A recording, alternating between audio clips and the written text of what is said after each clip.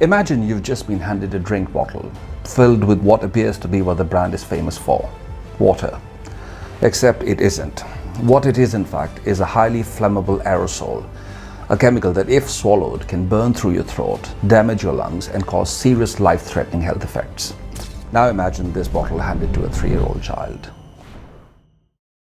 Effective chemical management isn't optional. It is the difference between safety and what may turn out to be a disaster. Each chemical that we obtain from any source comes with what we call a safety data sheet, or SDS.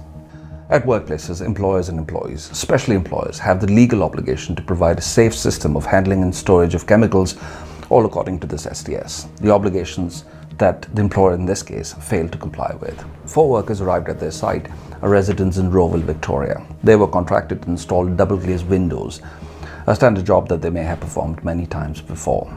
And while at it, a worker, bothered by a defective spray bottle that he was using, decanted its fluid, a clear chemical of their use, into a bottle labelled pump.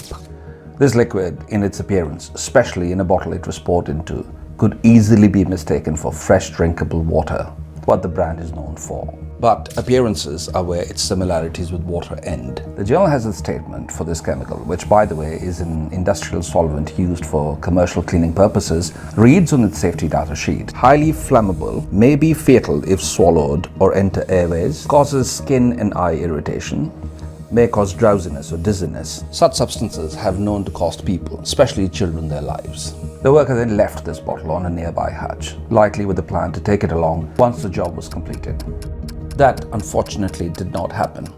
Instead, it sat there, a ticking bomb, where eventually it was to pique the interest of a 3-year-old child, a resident of the household. Fortunately for the heavens, she screamed, spitting out the chemical she had consumed, which obviously she would have thought of as water. Anyone could have done that. I could have done that. Her reaction got the attention of others. She was rushed to a hospital in time to avert what had the potential of a tragedy. The child's grandfather reported the matter to WorkSafe, and here happened something that should be an eye-opener for anyone on a position of authority at a workplace, especially safety professionals. Under Section 9 of Victoria's Occupational Health and Safety Act, WorkSafe has the power to obtain information from any employer regarding their operational practices in its context of safety and compliance. In the newer, harmonized WHS version, which all states and territories follow except, of course, for Victoria, this is given under Section 155. Exercising this power, WorkSafe sent the company a written notice demanding an explanation of the incident and their side of the story. In response, the company took both corrective and preventative actions. They sent an emissary to the family's house apologizing for the incident. They first replaced the defective spray bottles with the proper ones before eliminating some aspects of the hazard by replacing the fluid which had caused the incident in the first place with wipes. In doing so, they would have quite naturally addressed the need of staff induction, training and supervision into the matter as well. All very well, except for one thing. They did not respond to the notice that they had received from the regulator. Not a good idea. This also implies that it's likely WorkSafe was in dark regarding the measures the company had put in place to mitigate the risks associated to the matter. The regulator in such scenarios would do what it is designed for. It took the matter to the court. It is also entirely plausible that the company took on the right measures after being notified that the matter is now in court. Either way, it must be said that this eventuality for the company was entirely preventable. The next thing the company did, and did right, was that they took an early plea, pleading guilty to failing to effectively mitigate the risks associated with the use of substance, which could be confused as water, and of course, failing to respond to the notice that they had received from the regulator. In his sentencing, the judge cited the objective seriousness of the offense as significant.